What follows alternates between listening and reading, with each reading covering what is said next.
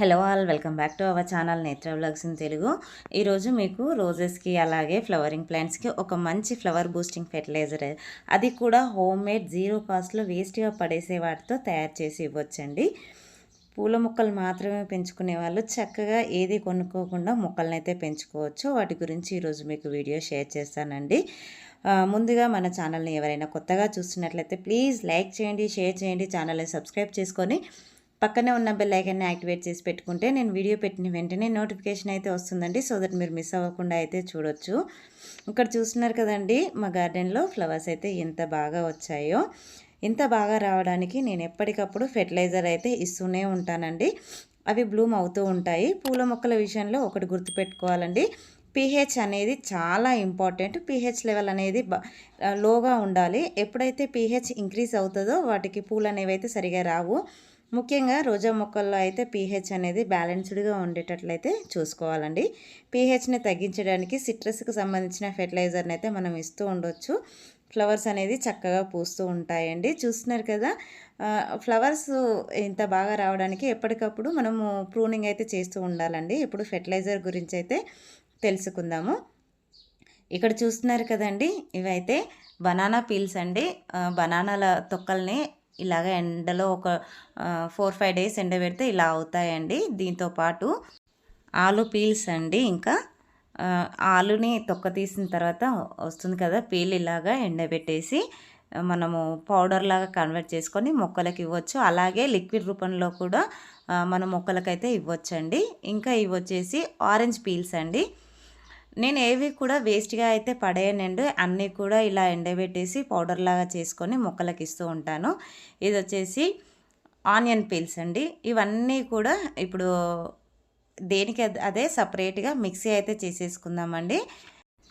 ఇక్కడ ముందుగా onion peel powder అండి. చూస్తున్నారు కదా ఎంత ఫైన్ పౌడర్ లాగా వచ్చిందో.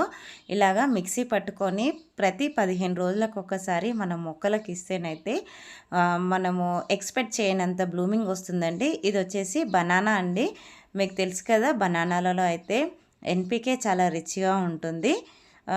ఫ్లవరింగ్ రావడానికి బాగా హెల్ప్ అవుతుందండి. ఇది వచ్చేసి ఆలు పీల్స్ పౌడర్ అండి. ఇంకా ఇది వచ్చేసి ఆరెంజ్ పీల్ పౌడరు. ఇవన్నీ కూడా మంచిగా 3-4 కలిసే విధంగా ఇలాగా కలిపేసుకోవాలండి. కలుపుకొని మనం మొక్క మొదట్లో ఇచ్చేసుకోవడమేనండి.